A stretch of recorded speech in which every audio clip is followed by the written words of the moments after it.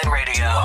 Welcome to the sound of Universal Broadcasting Network. 'Cause you make me feel like I've been locked out of heaven. A mix of today's hits and hard-to-find favorites, combined with the most entertaining and intriguing talk anywhere. This is your sound.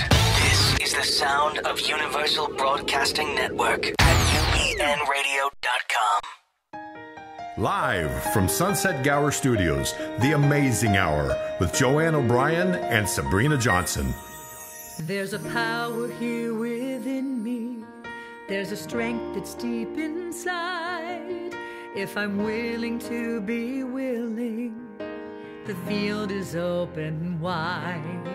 And I know I have the courage, so I push my fears aside and allow these words of truth be heard from every mountain high. I am amazing, I am amazing. There's nothing I can't do. I am amazing, I am amazing. And you're amazing too. We share a vision, we share a dream. Are you ready? Slow and steady. We are making history. 'Cause we are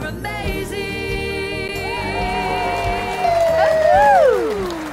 Well, we're back. It's week 5, and we are here at Sunset Gower Studios in Hollywood, on the lot at Sunset Gower at UBN Radio. And this is our 5th episode of The Amazing Hour. So we're so excited, and we're back because you keep listening. Yay. So, so thanks for being here. We've got a great show tonight. Lots of fun ahead. First, I have to tell you guys, you've got to write the number down. What's the number again? Because I don't remember the number. You have to put that up for me. It's 3. Write this number down. Get a pen. 323-843-2826. Okay, one more time. 323-843-2826. Why am I asking you to write this number down? Because we have an incredible giveaway tonight, and it is called Nerium Firm. You're going to have the best butt for the summer. So tune in, because we're not going to tell you what the question is or when the question is, but this is valued at $98. So It's not just good. It's good for any jiggly. oh, any jiggly. It's not just for your butt. Yes, it's for your it's for thighs. any It's for jiggly. your baby belly. Yes. It's for your sagging arms. Yes. It's for just fun. And So there are other firm products, but this one is really, really, really tested, and this it's is the amazing. product. So we have it here. So we're very, very excited to be able to gift that to some phenomenal caller who's going to get the question right tonight. that we don't even know We about. don't even know what the question is. Our guest knows what the question is. So Well, Sabrina, what have we done this week? well, first of all, I would just want to say it is so much fun to be in this room when that song plays that you have written and sang. Oh, we thank you. We're all, I mean, everyone here is just like so happy when we hear it, and we just feel so good. So this week, we just are going to share with you an amazing highlight from the week. And we realize we both have the same amazing highlight because we both did the Relay for Life, which was so much fun. I never have done this. It's the American Cancer Society, and it was a 24-hour relay where Joanne called together, maybe 20 people on the team, maybe Yeah, more.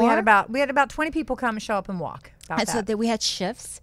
And I thought I would just show up, and I ended up showing up and staying the night. Sabrina, she was a trooper. She stayed the whole night.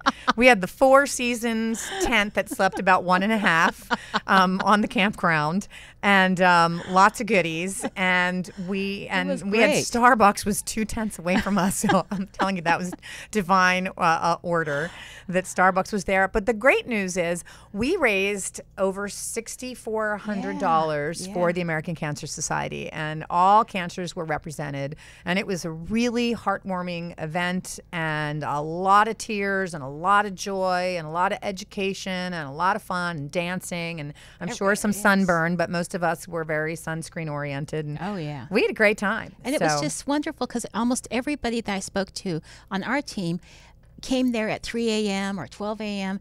whatever it was at 12 p.m., they came there for a reason because they were walking either for a relative or for a close friend or for a loved one. And it was so wonderful to share that experience. And, the other thing is I just love, because I lost my mother young when she had cancer, and the absolute miracles of how cancer is just becoming one of these things now where you hear people say, I'm living with cancer. And so just the advances. So this is why I just love doing these events, because I know it advances it further and further. So that it just... Well, it was a great event, and thank you everyone for all of your donations, for your cheering us on Facebook. It matters. If you give $5 to someone who's running a marathon, believe me, when that thermometer goes up, it makes a really big difference. Now, I happen to be a little bit competitive, so I'm proud to say that I personally was the #1 fundraiser for the event. Yeah, you were, yay! There's our studio audience cheering you on.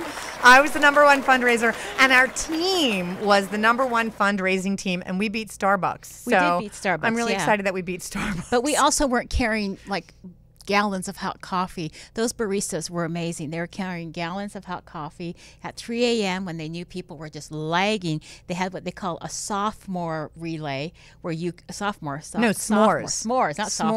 S'mores, a sophomore. Anyway, s'mores relay, where you could walk around and gather your s'more materials and make a s'more in the kitchen. So they were really out there. The Starbucks, everybody was out there. Everybody showed up. So that was our big, huge, amazing thing. We did the Relay for Life, and we have finally recovered. And so what else? Any other good news that we've got? Well, we just have these exciting guests. I think we have one of the most varied guest logs so far in 5 weeks. I think you're right, and we have a very unique guest this evening. And do you want the pleasure of introducing, or would you like me to introduce? I'll let you introduce, but I'll just say that I, again, varied. When you look back, our first week we had a cookbook event author. Second week we had the Lunchbox CEO, singing CEO. Third week we had a Vedic astrologer and coach, romance coach. Fourth week we had a psychic soul intuitive, Eddie Connor. And this week we have Kusala Bhiksu. Kusala is a Zen monk, and I met Kusala probably a year ago, maybe even a year and a half ago, and I've met him on 2 occasions where I was the inspirational music for a talk he was giving up in Ventura. And I just fell in love with him, and he pulled out a ukulele in front of all these people and started playing, and I was like, oh my God, I love this guy. He's so great. And then I kind of, I had his card, but then months later, I showed up to sing again, and there he was, and I said, I am not going to let go of staying in contact with Kusala. So Kusala, we're going to let him tell you all about himself, but his monastery is here in downtown Los Angeles in Korea Town, and all I can say is he loves cats, which is like the #1 reason I want to have him here. He's probably like, really? That's the #1 reason why I'm on the show is cats? But I'm going to let him tell you more about himself. So, Kusala Bhiksu, we're so excited to have you here. It's nice to be here. Yay! Thank you. Kusala, what is your official title? Is it venerable? Is it venerable? Venerable now. Okay. Yes. Venerable now. We're a reverend for 10 years. Okay. And after 10 years, we become a venerable. Okay. And after 25 years, we become a master. Oh. So how many more years do you have to become a master? I have about 6 more years. Wow. Yeah. Wow. So it's all going well.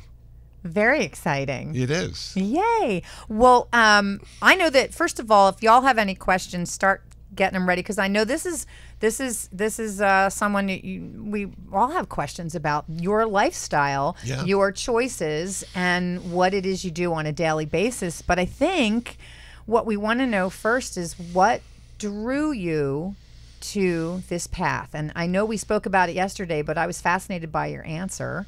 And and how did you get here, and at what age was it that you made that commitment? And also maybe just clarify, it is that you're a Buddhist monk in the tradition and everything, so people understand. That's right. So I'm a Buddhist monk in the Vietnamese Zen tradition, and I was ordained in 1994. But when I was born a Lutheran, and my parents were very happy because they were Lutheran. But then I went to high school, and when I went to high school, it was back in the 60s, and it was important to question all authority and not trust anyone over 30. So I became an agnostic, sort of non-religious guy. And then at the age of 28, I woke up one day and realized I'd be dead. Now, I hadn't thought about dying up until then. I only thought about living. So I said to myself, if I'm going to have to die, I should die well, and the best way to die is to have a religion. So I bought a book by Houston Smith called World Religions, and the chapter on Buddhism made the most sense. So I got something called a phone book, which is hard to find these days, and started going to the meditation center where I now live. So that was 1979. And what's the meditation center so everyone can know? The meditation center is called International Buddhist Meditation Center. It was founded by a Vietnamese monk in 1970, Thich Thien Nhan, and it was founded for Westerners who only spoke English. 2 blocks away from us is his Vietnamese temple, and most of them speak Vietnamese most of the time. So for a Westerner to come and study Buddhism, he felt it was important to have other Westerners there. So that's where I went, and that made perfect sense to me as well. So if our listeners wanted to look that up while the show's going, what would the website be? The website would be ibmc.info. International Buddhist Meditation Center.info, but just the initials. Okay, ibmc.info. Okay, great. So you can look that up while we're talking. So just one other thing is that what we did talk about, so people know, because mindfulness is such a big thing in the secular, which comes from Vipassana. That's right. But you're of the Zen. That's right. I'm ordained in the Zen tradition, but my Dharma teacher, my primary teacher, was from Sri Lanka. He was a Theravada elder, so it was early Buddhism, Vipassana tradition. Okay. So I tell people that I think like a Catholic and dress like a Protestant. And it works fine in America. I like Vipassana, but I found Vipassana meditation to be a little bit dry, and it had the tendency to agitate me because I was seeing things almost too clearly. Yeah. So I focused more on samatha meditation, which is tranquility, which has a little bliss, happiness, and rapture connected to it. And that seemed to work the best for me. But there are 44 different kinds of Buddhist meditation, so they apply to a variety of people. Well, you said there's 44, but there's 4 that are mindfulness. 4 mindfulness and 40 that are tranquility. So I'm going to try. We do the Vipassana, and that's what I'm familiar with. So I'm gonna start investigating. Yeah, I think one I would recommend for somebody who doesn't meditate or wants to start would be the loving kindness meditation. Oh yeah, like Jan Cornfield. Like Jack Cornfield or Right. Joseph Goldstein. Right. It's very popular, and it gets your mind set in a nice way. And do you do Tonglen meditation? We don't. That's sort of Tibetan. Okay, just Yeah. wanted to be clear about that. Okay. No, we don't do that. I have evolved now to simply just sitting. Which is something that works for me. It's shikantaza, they call it in the Japanese Zen tradition. And I just sit and become a transparent, like a pane of glass, and things go through me, and I try not to attach to them. And then I don't meditate anymore. But before then, I did a lot of breathing exercises, and my consciousness became otherworldly. And it was really exciting, but it didn't lead to much peace and happiness. Right. And so what I'm doing now seems to work better for me. So take us on your journey a little bit from, you were born in Iowa, is that right? Iowa City, Iowa. Folks were going to I have college sung there before. Yes. Folks were going to college. And so you were there up until the age of 5. Okay. And then the family moved to Phoenix, Arizona. Okay. So I was in Phoenix for 9 years, 54 to 63. And then for 4 years after that, I was in Wisconsin. And then in 1969, I moved to LA, and then I never left. And you moved to LA, why? Well, the family was already here. Okay. And they said, why don't you come and join us? And I did, and then they left. And they left you behind. And they left me behind. And I be said, taken well, care of. I guess I'll have to stay here then. And you did. And it worked out fine. Perfect. Yeah. And you've been there for how long now? At the meditation center? Yes. I started practicing in 79. I moved in 93 and took ordination in 94. So I want to know, in the very beginning, what was the reaction of some of your closest friends? And family. And family. My father, who was a very conservative German Lutheran, said, "You're going to hell," and so we didn't talk much about religion after that. We talked about other things. My mother, on the other hand, was happy because I was happy. Aww. My brothers and sisters could care less, but that's how brothers and sisters are. And I lost a lot of friends on the way because they were used to the way I was, but I made a lot of new friends because of what I was becoming. Right. So sometimes we have to leave people behind if we want to progress. Absolutely. So Kusala, one thing when we talked yesterday, one thing that really struck me was that when Joanne and I asked you, you said, well, what did you do before you became a monk? Yeah. And you talked about, like, that you managed boutiques and you did different retail and you did sales and, and it was like something that afterwards I kind of thought about, and I thought, but you said you had always been drawn from a long time, like from 74, what was it, to 94, almost like 20-year span. Well, 79 to 94, that's right. Yeah. You were drawn to this, so that they knew you very well at the center before you became a monk, that you were drawn to this. And I was thinking about that, and I thought, here you are, that you are, oh, thank you, that you are this person who is on this path. And the thing that struck me when you said that you had been, doing a variety of jobs, was that it seemed like that calling was maybe there, but it just wasn't like present. Maybe it was there from the very beginning, because it's not like you were like Leonard Cohen going into some monastery after, do you know what I'm saying? It just seemed like, I know, I can't write music like him. Yeah, it's like you just kind of went along your path, and then it was like this seemed like the next step in some way, because it wasn't like this dramatic shift, but it was a dramatic shift. Do you know what I'm saying? Well, I do know what you're saying, but I don't look at it that way. I think what happened to me is my life experience before I moved into the meditation center became useful while I was there. It wasn't like a calling, because in Buddhism I wouldn't be sure who would be calling. Okay. But it's like, okay, all the things I did and all my interests in, for instance, ukulele or playing harmonica or reading the Dharma, all of a sudden became really useful. And then my years of sales allowed me to stand in front of large groups of people and not freak out. Yeah.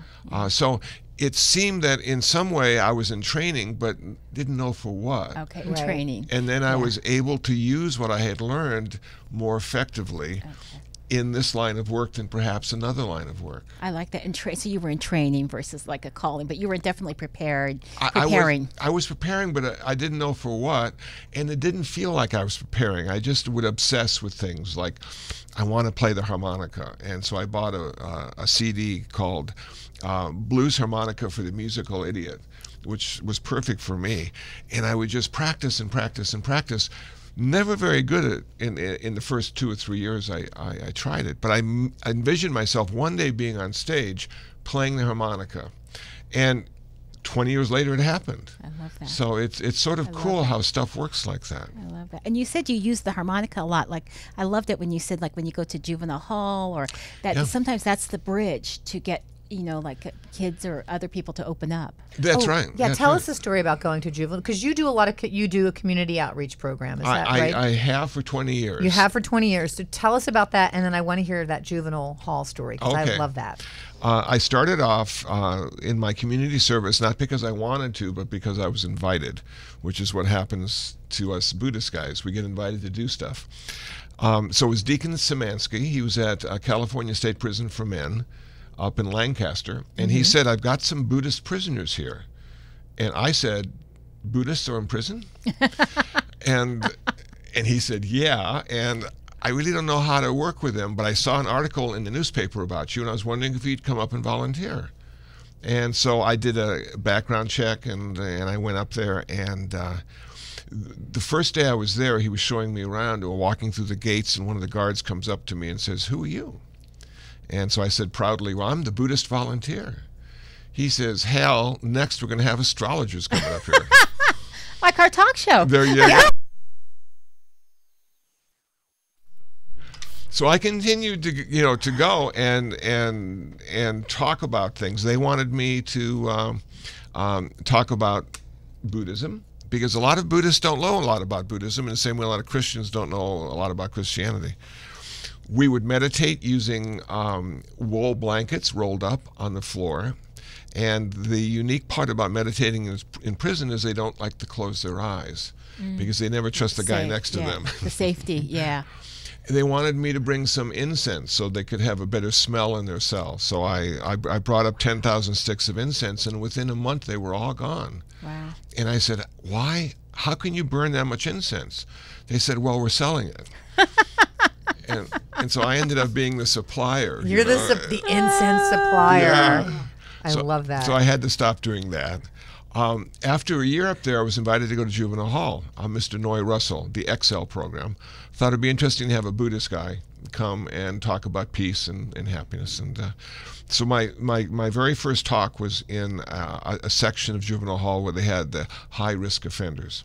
And I wasn't sure how I was going to be accepted, but I looked around the room, and we all had the same haircut, and I felt really comfortable. And then I said, "Does anybody suffer here?" And every hand went up. So I knew this was my audience, because Buddhism is about why we suffer and how to end the suffering. And so I was there for 5 years, and I can remember one time walking into a classroom. And a very conservative woman in the classroom said, "This is a classroom and you can't speak about God." And I said, "Don't worry. No problem." Don't worry, because no problem, right? Buddhism does not. That's not your. We don't talk about him, her, it very often. Yes. Right. And so it was interesting being in an organization, an institution, and sharing with them sort of a secular perspective on the Buddhist tradition. I then went to UCLA. I've been at UCLA for 13 years. I just let that go a year and a half ago. What did you do at UCLA? Well, I was part of the Interreligious Council at UCLA, and I was on the Spiritual Care Committee at the UCLA Medical Center. We also started a Buddhist club. And one of the students came up and said, we would like to have a Buddhist club, but we don't have any Buddhist clubs on campus right now. So we started that, and people from all walks of life and all religions would drop in and see what we had to say. So I went there once a week on Tuesdays and was able to share the Dharma. And I still get emails from students who took it 5 years, 10 years ago and said, I really like that club. I'm so happy you were there. It's amazing how things work. Yeah.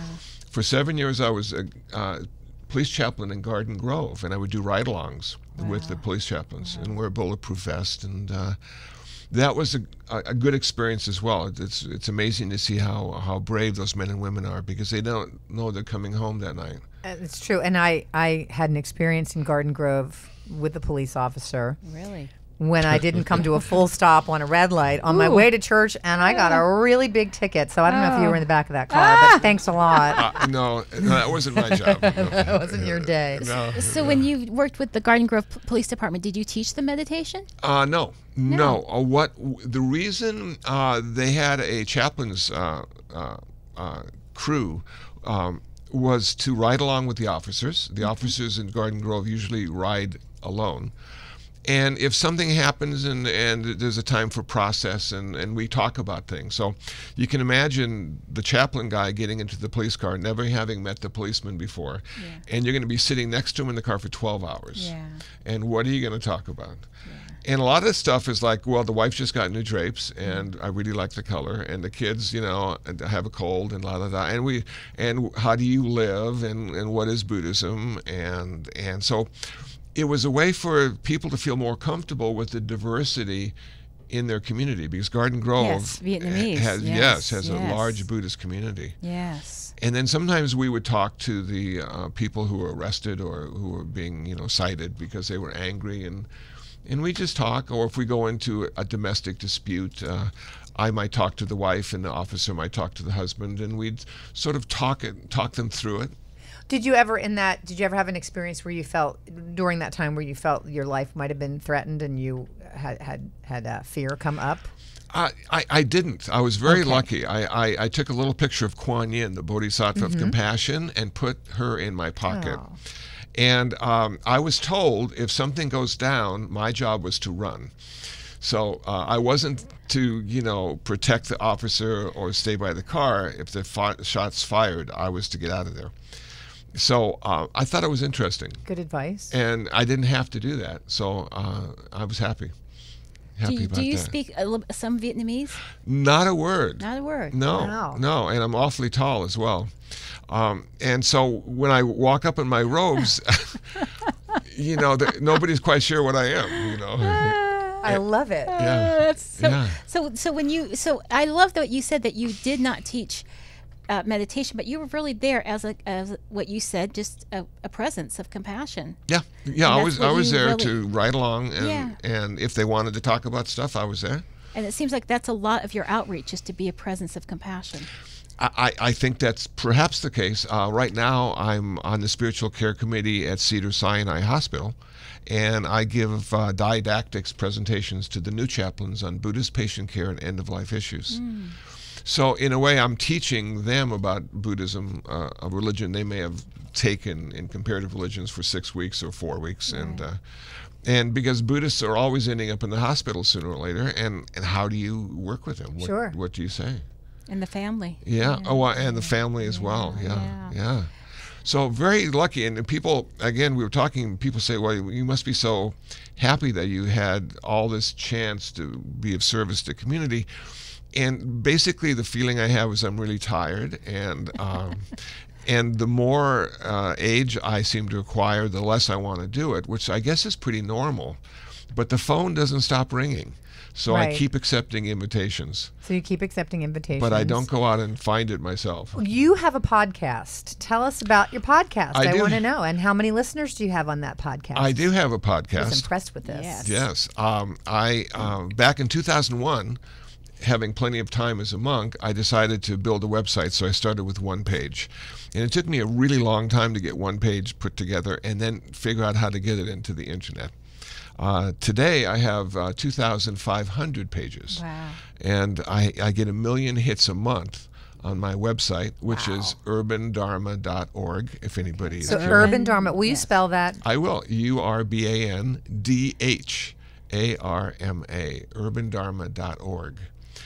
Along with my website, I started to do podcasts, and I wanted to see if I could do it, and I wanted to see if I could post them on iTunes. And I figured out how to do it. So for a couple years, every other month, I would do a podcast. And then I stopped. I thought to myself, well, I've said enough. But then people kept emailing me saying, we want more. And so I started up again a few months ago. So now I have new podcasts, and it's on mypodcast.net. And I average about 50,000 downloads a month on that. So people seem to be interested, from all over the world. Okay, so on that topic, I want to also ask you about how you support yourself financially, because it ties into your website and donations there. Well, sort of. We work on donations. We encourage people to practice generosity so they'll have less greed. I was in a unique position working and living and practicing at the International Buddhist Meditation Center because I was on staff. So they gave me a small stipend every month so I could buy new socks if I needed them. They gave me a room to live in, and they gave me health insurance. So at the end of the year, I would file a W-9, and I was a contractor. Buddhist contractor. So right, but they give you to be on staff. They do give you specific jobs and duties. Oh yes, yeah. You just don't get to sit around and meditate. Yeah, right. Like you have specific jobs and absolutely. Yes. And then I started to give talks, and I didn't. I would give a talk and they'd give me $3. And I said, well, this is fine because I'm not doing it for the money. But eventually the talks got better, I suppose. and people started to donate. And so between the donations and the room and the stipend and the health insurance, I was able to survive and meet all my needs, but not all my wants. But ain't that the way life works? Yeah. So, Thank goodness you're a Buddhist monk. yes, because my job is to have less wants. But if people went to your podcast and they downloaded it, there is a place on the website they wanted to, if they were fed by that and wanted to support you financially so that you could keep your website going, keep your podcast going. Absolutely. And keep the feral kitty community Yes. going, which we're going to get to. Yes. We want to know about the feral kitties, but there's a space on your website. It's a PayPal account. PayPal account. Make donations, and sometimes people donate $5 or $10, and I'm just so excited about that because they actually took the time to sit down and do it. Yes. You know, so it really isn't about the money, Right. but it's a way of showing. Well, it's energy. It's energy. It is energy. Yeah. Money is energy, and it's a way of saying, here, thank you so much. It's a way of saying thank you. Yeah. Yeah, absolutely. There's lots of ways to say thank you, and There sure is. cash is a good one because it helps us to keep doing what we're passionate about, What we're doing, or puts really fabulous shoes on our feet. it can do that It as well. can do that too. Yeah. But also, okay, so I'm going to interrupt for a second because cash is something that one might need if they wanted to purchase Oh, it's that firm. time. And it's that time. It's the time in the show for a It's that giveaway. time. So this product is called Nerium Firm. It is off the charts. I mean, everybody wants it. You can go to our Facebook pages and see what the results are. And I know that I've been posting about it all day, so I know there's some people out there waiting to dial. So, Kusala, what is the question that someone would need to answer correctly in order to win a $98 bottle of Nerium Firm? Okay, the question is actually relatively easy. In the Buddha's first talk, the Dhammacakkappavattana Sutta, he said, "I have discovered blank truths." Did he discover 3 truths, 4 truths, or 5 truths? Oh, okay. I know somebody knows this. This is a good one. I do know the answer to this, too. I bet you do. So I yeah. do. So, all right. So while somebody is calling in, how about we ask the fun question? Oh, yeah, that's wonderful. So we asked this fun question from our guests, and it really is wonderful. I love it. So every time you walked into a room, a theme song played, what would that song be? That song would be "The Thrill Is Gone" by B.B. King. Oh, can you play that on your ukulele? Not yet. Okay. But, Not yet, but you will be but able to. one day. Okay. Do we have anybody I who's love called it. in yet? Oh, you're kidding. Come on, everyone. You know the answer to this. Okay. Oh, my goodness. Do you want Okay. to say it one more time so people can Google it Sure. better? In the Buddha's first talk, he said, "I have discovered blank truths." How many truths did he discover? 3, 4, or 5? Okay. Okay, great. And so while we're waiting for someone to come up with that answer, we had a sponsor for the show. Yes. Oh, we do have someone on the call? Okay, well, let me tell the sponsor first, and you can hold tight for just a quick second. So our sponsor for this evening is Hound, Dog, and Cat, and that is a pet food store. They are located at 5450 West Pico Boulevard, which is right at Pico and Hauser, and Karina Martin owns that store. I love Karina. I love the store. It's darling. They've got the coolest stuff in there, great prices, and this weekend they have kittens, okay? So head on down to Hound, Dog, and Cat. You could also go to hounddogandcat.com. And if you go in there and you say the amazing hour, you will get 10% off for the rest of the month of June. That's wonderful. So I hope that's okay, Karina. I just kind of, told them how long they could do that for. So I made that up for you. So Hound, Dog, and Cat, 5450 West Pico, right at Hauser. There's a little coffee shop next door. And head on down there. All right, so we have a caller who knows the answer. Who's on the air? Hello, this is Peaceful One. It's Linda Rose, Peaceful One. Hi, Linda. Yes, Hi, Linda Rose. I'm so excited only you a called guess. in. Hi, Linda Rose. Okay, what's the guess? 4. Wow, That's right. you won. Four noble truths. And if you guess all of the 4 noble truths, we'll come and put the firm on. Well, the 4 noble. Let me turn this up again. I turned my volume down. Oh, you're so much fun. Okay, so Linda, any chance did you have a question or anything you wanted to ask Kusala while we have you on the air? No, but I love harmonica and ukulele, and I love what he's doing, and it's a fantastic guest. Well, Really wonderful. enjoying it tonight. All right. Well, thanks, Linda, because we're going to say goodbye to you, and we're going to say hello to the ukulele. If Kusala would be so kind as to play us a song, Okay. and then we can talk about all right. cats. I'll be listening. Yes. All right. Thank you. Bye, Yes. Linda. Now look at this ukulele. Take a shot of that. That's a great ukulele. So much fun. That's a happy happiness, ukulele. happiness. That's There a we great go. ukulele. The new ukulele. The new All right. So ukulele. you're gonna what song are you gonna play for us? Well, I like to play the 5 precept song. Well, The no, 5 you know what? Rather than that, this is a song that you probably heard before, but I changed the words. Okay, great. We're excited. So let's see how this sounds. And it goes like this.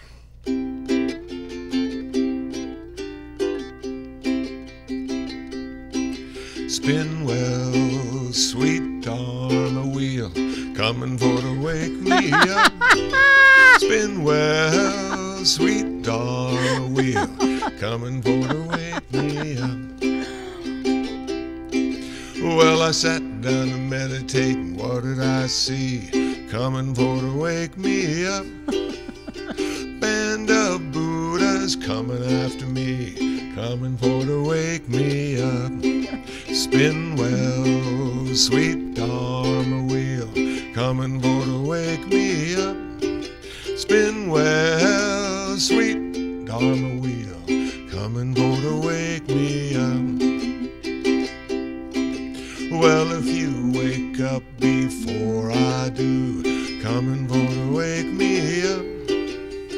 Tell my friends that I'm awakened too, coming for to wake me up. Spin well, sweet Dharma wheel, coming for to wake me up. Spin well, sweet Dharma wheel, coming for to wake me up. Coming for to wake me up.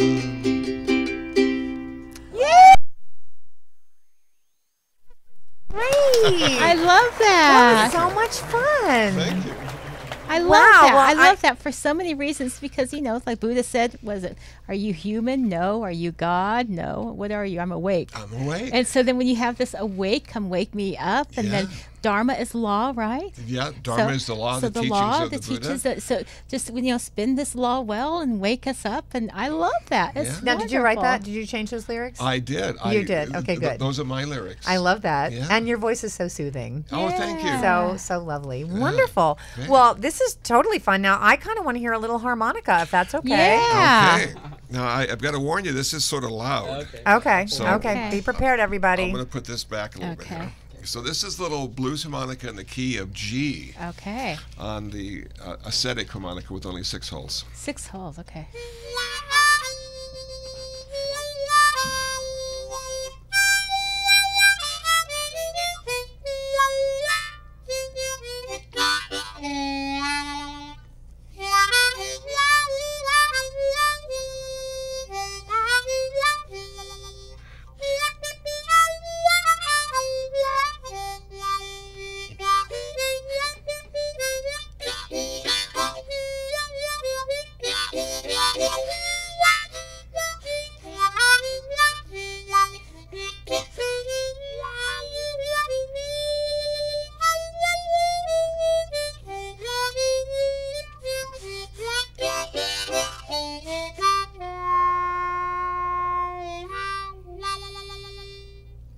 Whoa.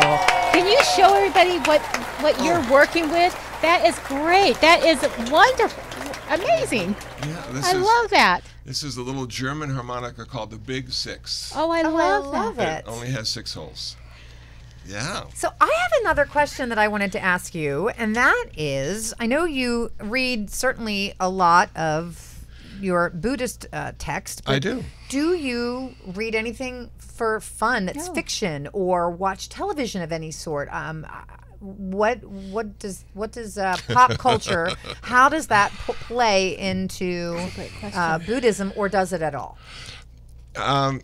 I've got a great story, and then I'll answer the question. Okay, good. There was a famous Tibetan monk who lived in Long Beach, and a new student came and wanted to talk to him. It was rather late, 7, 8 o'clock at night, and his attendant said, "Oh, he's just up the stairs. Go up the stairs." And the new student walks up the stairs, and he sees this glowing light behind the door, and he comes back down and said, "Oh, he must be meditating. I don't want to disturb him."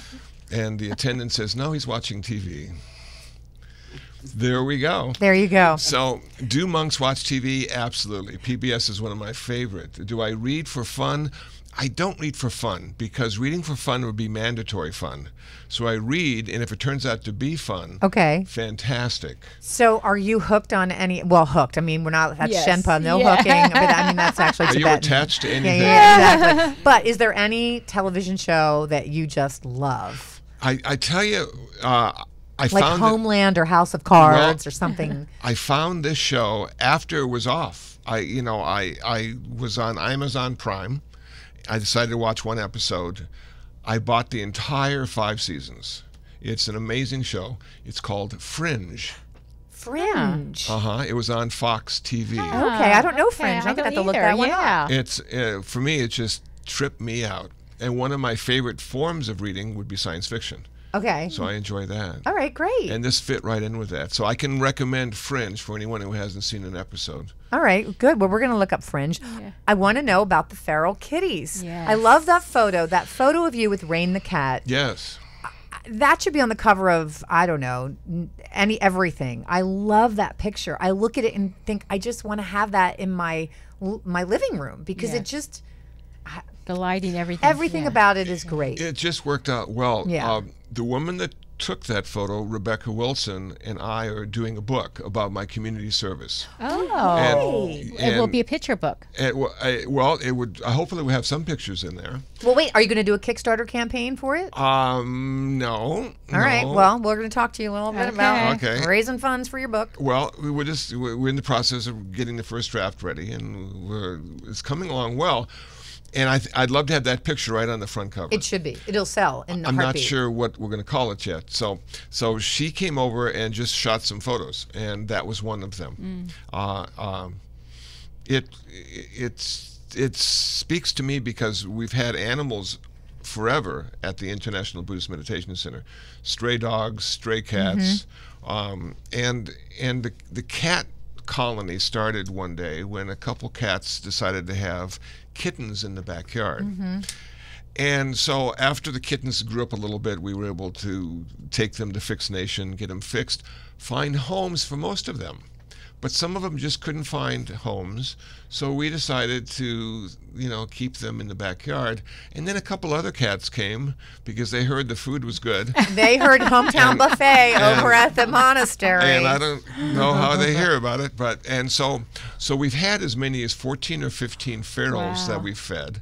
We're down to 8 now because some got old and some, died in cars, and it's just. But that's how life is. The problem I find with caring for cats, and we talked about this yesterday, you never own a cat. I you can love only that. care for a cat. You can only You said care they for them, really right. teach you about like attachment. It absolutely I love that. Is that they don't live long enough. Yeah. You're always saying goodbye, and in our backyards could be a cemetery. We have wonderful trees and flowers because of the pets we've had, but it's just so sad. It's the price you pay. Yeah. It's the price you pay for falling in love or being attached or caretaking anything. And if you chose not to love that, you both lose, in a way, because that cat might never get an opportunity to have been loved. Yes. And you don't get the opportunity to love. And it's better that's so cliche, but better to have loved than never to have loved. I mean, better to have lost than never to have loved at all. Absolutely. Loved him, yeah. And I find we talked about this, Father's Day, I was asked how many children I have, and I said, I don't have any children. Then she said, how did you manage that? And I said, just lucky, I suppose. But in a very strange way, the cats have become my extended family. Oh yeah. And so the heart and the duty to caring for them and making sure that they're fed. One of the things I love was Freud was they said he became a dog lover later in life, and they said, so are your dogs your children? He says, well, kind of, but he says there's one big difference. He says, I love my dogs with unconditional love.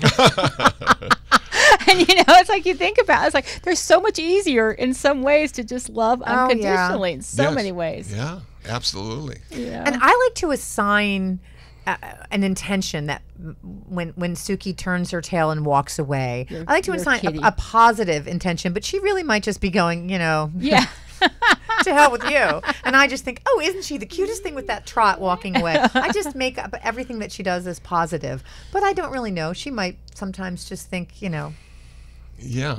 But who knows? When the cats walk away after I've fed them, it's wonderful training because it is unconditional love that you have for them, and you don't expect anything in return, and you never get it. No. Right. No. They never say thank you. They never come over and lick your face. They just walk away. And they walk away. I know. I do. I own a pet sitting business for cats only called Sit and Kitty. And so many times I will come in the door and they cannot wait to see me. And I feel so good. And oh my God, I've won them over. And they eat. And then they all just turn tail and run away. There's like 4 of them. They're black. And I call them the mafia. And they cannot wait to eat. And they rub on me and they talk to me. And then the minute they are done eating, they look at me as if I have 10 heads and I'm going to come after them with a butcher knife. And they all run for the hills. But isn't it great training? Yes, it is a great training. Yeah. Yeah, you said that you never can own a cat, and I really valued that. It's like, that's a good. So if there was something about you that would surprise us, like, is there something about you that most people wouldn't ever, like, tell us something about you that most people wouldn't know that might surprise people? I'm good looking. Oh, no. We think you're good looking. No. First of all, A little humor. I know, but I was surprised when you told us how old you were. Yes. Are you allowed to say that on the air? Do you mind? I don't mind at all. Good no. living. No, Okay. 65. Wow. See, I thought I'm 49, and I thought you were like 50. Yeah. Thank you. Really did. Yeah. So I is did. 65 the new 50? 65 is the new 50. It's the Okay. low stress lifestyle. Okay. I think secretly he's been using Nerium AD, Is that what and it's he doesn't been? want to fess up to using our skincare. Oh my goodness. Yeah. So is there something that I really don't know. It's not like I keep secrets or Right. It certain stages of your life, people know certain things about you. Right. And then those things become unimportant. Right. And then there's new stuff that Sure. becomes. Now, do you celebrate birthdays? In a way, I've asked people when I have a birthday just to say birthday and not happy birthday. Really? Oh, tell us why. Yeah. Because I Because love birthdays. Yeah. I can't figure any reason to be happy at getting a year older. Oh, okay. You know, it's just me, and it's fine, and it's nice that people want to celebrate the fact that you'll be dead soon, but it would be nice not to have to go through that. When I was young, absolutely. I can remember turning to a teenager at 13 and thinking I've got the world. 21, I could drink. 65 was good because I got Medicare. But you know what I'm saying? So celebrating a birthday is really a form of suffering for you. Well, it gives me more urgency each year to get stuff done and not procrastinate. Okay. So you're going to get this book done, and when you get the book done, you'll come back. Absolutely. Oh, we can't wait for the book. Yes. Yeah, it'll be fun. And, talking about the book and everything else, what other projects do you have or events that we can tell people to look up more information on your urbandharma.com? Well, the events are, speaking locally, at churches, youth groups, You things get of that Insight sort. Meditation Center. At Against the Stream, Against the the fourth Stream. Sunday each month. But I've got a Google Calendar Okay. on my personal website, which is kusala.info, Kusala.info. So looking at the Google Calendar will let you know where I'll be going. Coming up in 2015, we're going to have the 4th Gethsemane Encounter. And what's that? And this is where 15 Catholics and 15 Buddhists come together Oh. Wow. to honor Thomas Merton. Oh, Thomas Thomas Merton. Merton. Yeah. So it's We a, wish we could have had Thomas Merton on the show. Yeah. wouldn't that be Yeah. have been cool? That would have been Yeah. cool, yes. And so we're going to be talking about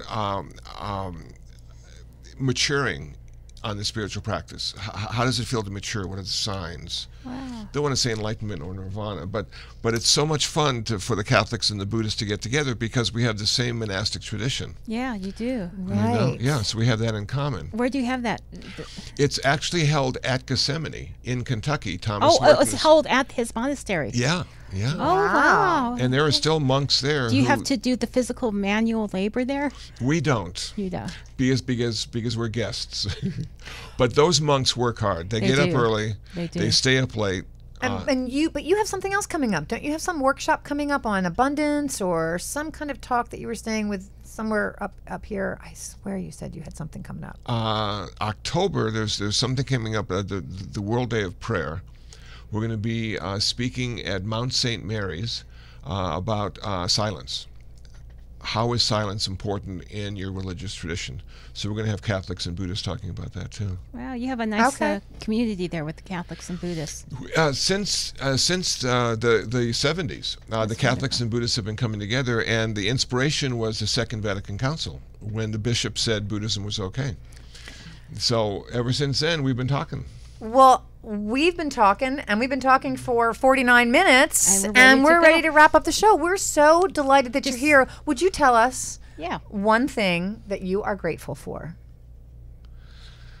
Oh, I don't use that word. Oh, Okay. see, we're tripping up all over. Yeah. No, it's grateful. No, I'm really happy that I am still around and have some faculties left, and I'm able to be of service. All right.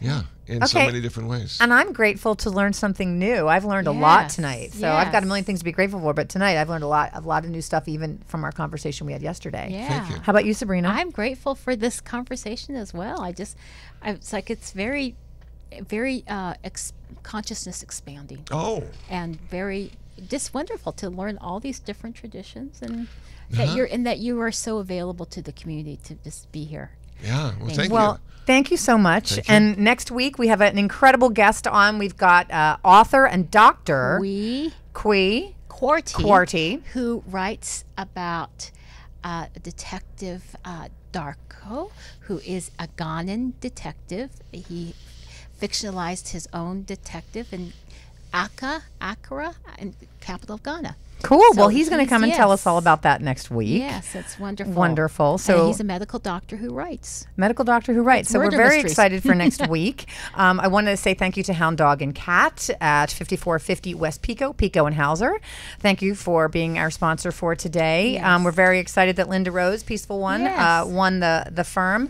And thanks to UBN Radio. So check Thank out all the you. other shows at ubnradio.com and go to the amazinghourradioshow.com and you can see all of our past videos and you can also go to youtube.com/The Amazing Hour. And I think that's about it. That's it. Thank you. We're good. Thanks so grateful very for much. all of you. Thank Grateful you. for you, John. All right. Yes. Thanks. Yay. All right. Amazing.